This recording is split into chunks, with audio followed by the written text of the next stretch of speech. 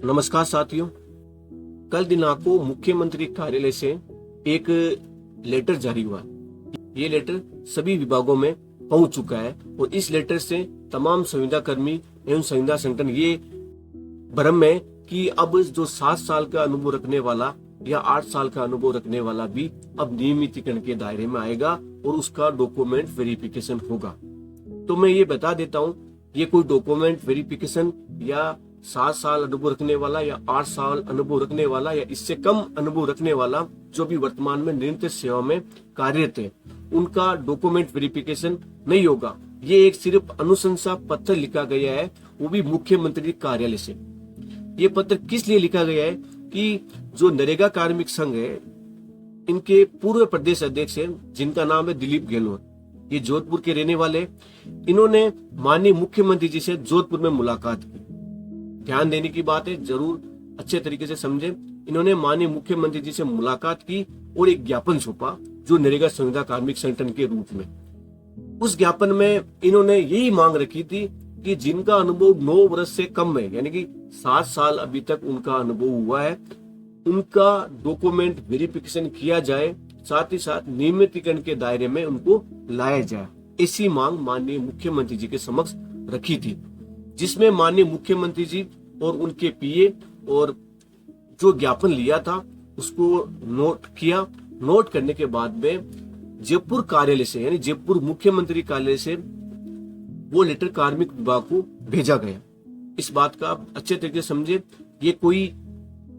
ये ना समझे कि ये आदेश हो गया है, सिर्फ एक अनुशंसा की गई है मुख्यमंत्री कार्यालय से। क्योंकि अगर कोई भी ज्ञापन सौंपता है, चाहे वो विभाग से संबंधित हो, चाहे वो जनता से संबंधित हो, चाहे अन्य प्रकरण के संबंधित हो, अगर कोई ज्ञापन माननीय मुख्यमंत्री को सौंपा जाता है तो उस ज्ञापन का प्रति उत्तर कौन देता है? मुख्यमंत्री कार्यालय देता है या उसका सचिव।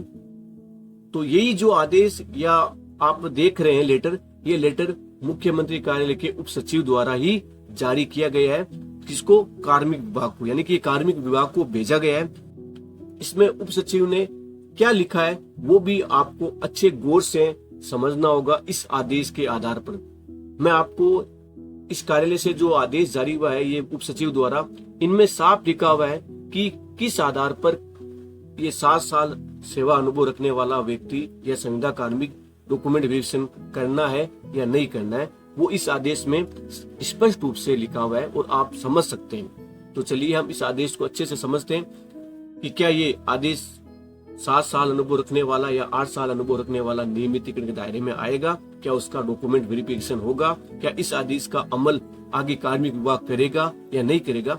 ये डाउट पूरा क्लियर इस आदेश के थ्रू ही हो जाएगा। तो साथियों, क्योंकि नियमितीकरण उन्हीं का होना है जिनका अनुभव 9 वर्ष है। ये भी संविदा सेवा नियम के अनुसार है कि जिनका अनुभव 9 वर्ष है उनका नियमितीकरण में कोई टोक नहीं है, उनका डॉक्यूमेंट वेरिफिकेशन भी होगा और नियमितीकरण के दायरे में भी वो भी वर्तमान में आ रहे हैं। लेकिन कई नरेगा विभाग में संविदा कर्मी ऐसे हैं जिनका अनुभव 7 या 8 साल है और वो नियमितीकरण दायरे में नहीं आ रहे हैं और ना ही उनका डॉक्यूमेंट वेरिफिकेशन हो रहा है।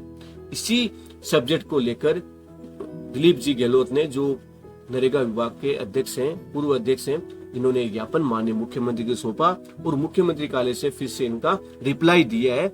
कार्मिक विभाग को भी भेजा है और दिलीप गहलोत जी को रिप्लाई दिया है। तो वो क्या सब्जेक्ट है अब हम समझते हैं। तो सब्जेक्ट है कि महात्मा गांधी नरेगा में 7 साल निरंतर सेवा अनुभव रखने वाले संविदा कर्मियों के अनुभव की गणना में शीतलन देते हुए डॉक्यूमेंट वेरिफिकेशन में शामिल किए जाने के संबंध में ही ये सब्जेक्ट है। यानी कि अनुभव 7 या 8 साल रखने वाला अगर संविदा कर्मी इसमें शीतलन दिया जाए डॉक्यूमेंट वेरिफिकेशन में और उन्हें शामिल किया जाए, यही मांग दिलीप जी गहलोत ने रखी, जिसमें ये मुख्यमंत्री कार्यालय ने इसको इंगित भी किया है। जो आप ये 3 लाइनों में आप देख सकते हैं। जो दिलीप गहलोत है, पूर्व प्रदेश अध्यक्ष नरेगा विभाग के, जो जोधपुर से हैं, और इन्होंने माननीय मुख्यमंत्री जी से जोधपुर में मुलाकात की, ज्ञापन भी इनको सौंपा।